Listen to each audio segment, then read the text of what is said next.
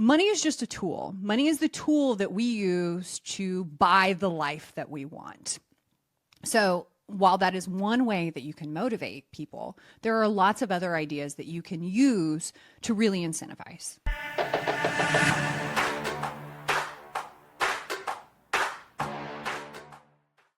Welcome to the Insurance Buzz. We are your hosts, Courtney and Michael Weaver. I have taken over the intro today because we are going to be talking about the fact that you just continue to throw money at a problem, and that's not actually solutions. So what we're going to be talking about today is how to motivate your team without spending a dollar.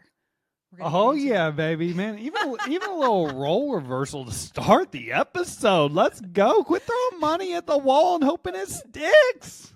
Oh my gosh! Before we hit record, he's like, "Wait, you're going to do the intro?" And I was like, "It's my turn. Here we go. We're going to be talking about how to motivate people. This is like my jam. I absolutely love this. I had to learn this one the hard way." I'm always trying to throw money at hey, I need you to do this. How about this bonus? Let me incentivize you this way. Let me just throw some money out here and see if this helps motivate you. It never does. It never did. Sometimes it does. But the issue that we run into, especially when we're starting out, is we want a result, but we don't have the money to put towards that result. So we have to get creative and we start thinking, okay, if I want to motivate somebody, our natural response, since we are the ones that pay them, is, well, I will adjust pay. I will adjust compensation in some way. I'll throw out a bonus. I'll adjust their compensation plan. We'll make this thing work. Money is just a tool. Money is the tool that we use to buy the life that we want. So while that is one way that you can motivate people, there are lots of other ideas that you can use to really incentivize. So if somebody's working towards a goal, there's other things that you can use aside from money. And most people, at least in my experience, are not motivated by money. They just aren't. I am motivated by money. I've always been motivated by money. I know that there's a little crowd out there that shits on people being motivated by money. I am one of those people. Majority of people, in my opinion, are, in my experience, the little carrot you're trying to hold up typically has nothing to do with money. Well, okay, so here's the issue that we run into with money. If you are motivated by money, which you are, the problem then becomes how much. And I think that's the thing that we run up on. Is it worth? Yeah. Is it worth my effort? Yeah. Is it worth it? Yeah. So even if you are motivated by money, there is a certain amount. There's a dollar that you're like, that's not worth it. For sure. And that's the other thing that you run up on when you're always trying to throw money at something. Yeah. To motivate people. Yeah. So when we were prepping for this podcast, I said, okay, I'm going to look up, because I think it's in line with the 5 love languages. I'm very in tune with paying attention to people and really deciding what motivates them. How do I get them to do the thing that I want them to do, the thing that's in both of our best interest. So you have to pay attention to people. So when I was looking up the 5 love languages, it is gifts, words of affirmation, quality time, acts of service, and then the last one was physical touch. And I was like, we can't go here. Nope. We can't go here. There is no touchy. Giant red flag. No touchy. Easy way to lose your career or your business. Do not touchy. No touchy. All right, so none. I was like, okay, I'm not gonna reference the 5 love languages, but there is a value there. All right, what did you say besides the touchy? Because that's off the table. What we got here? We got so gifts. It's gifts, quality time, words of affirmation, and acts of service. Okay.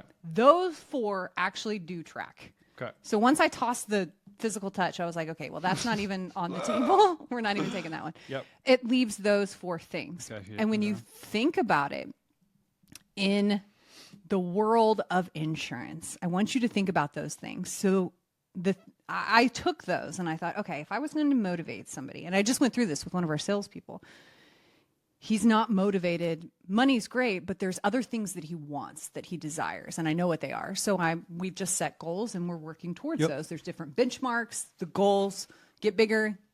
The reward gets bigger. So you see, this is her expertise. This is your expertise. Your expertise is figuring out what do How do I people motivate people? love? How do you motivate people? And even creating the ideas. And that's why I'm love that you are leading this podcast. Even from the start of it, you're like, I got this This is one. mine. This is mine because service is so important to me. I want you to experience this podcast, our brand, who we are as people, our services. I want that to be top notch because I have been to Walmart. I have been to Target, 2 different experiences. I want you to have a 4 seasons experience at every single point throughout this process.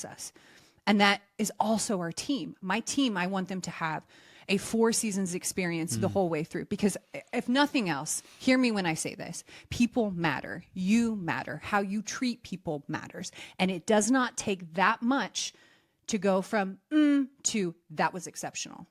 That's just paying a little bit more attention. Give me a Facebook account and I will tell you exactly what that person loves to do. I will investigate. So here are the things that I have found that you can apply that work, that don't require you to come out of pocket. The number 1, numero uno thing that people want. You know what it is. I know what it is. They don't want to come to work. Time off. Yeah, for sure. They don't want to come to work. They want time off. So if you're planning a goal, if you're trying to hit something, if you're working towards something big, my first suggestion would be time off. Now, I'm going to back up a little bit. I would have a conversation with every single person on your team, and I would ask them between time off and experience, a gift, service, or money, what would you pick there? What would you pick out of those things? What motivates you? I would also ask them, what are the things that you have been eyeing or services that you want that you can't bring yourself to pay for? So for me, when we were first starting out, the thing I wanted more than anything was a house cleaner. I wanted somebody to come over and clean my house.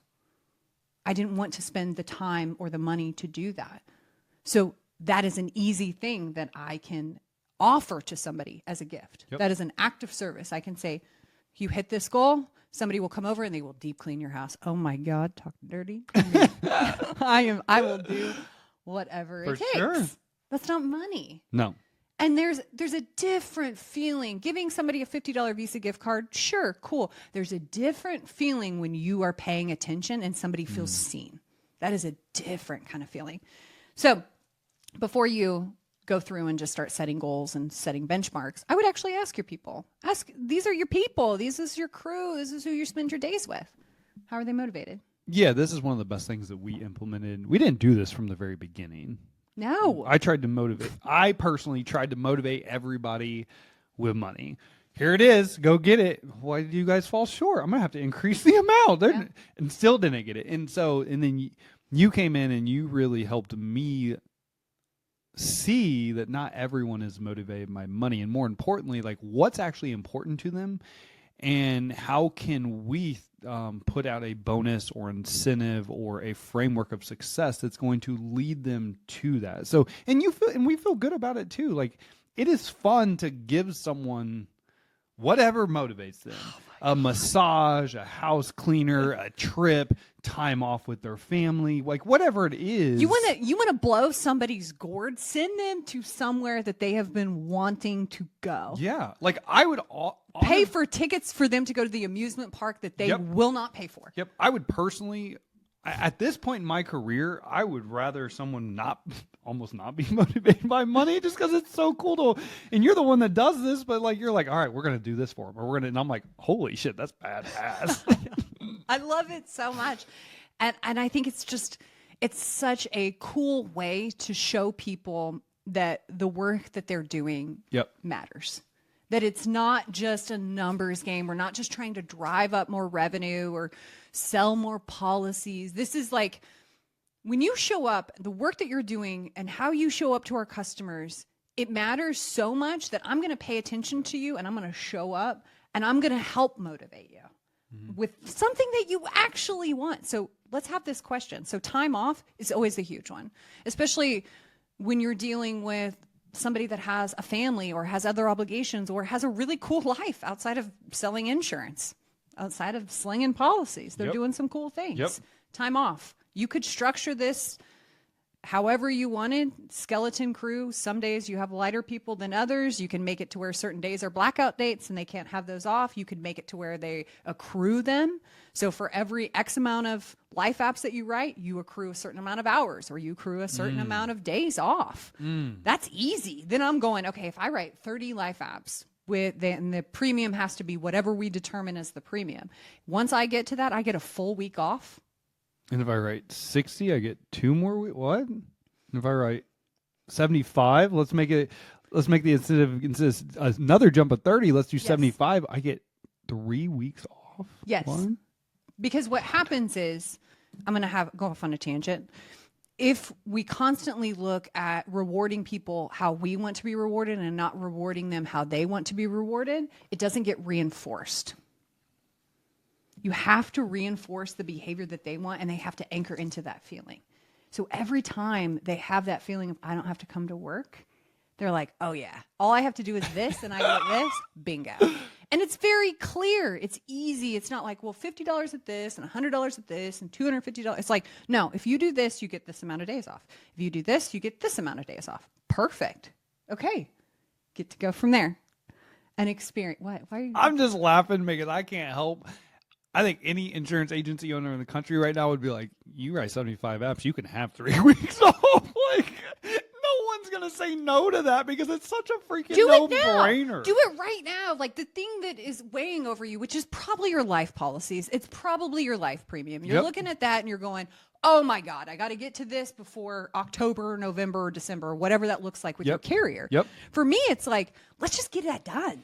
Let's just move on. Not only that, think about the confidence that you build in that person when they actually hit the goal.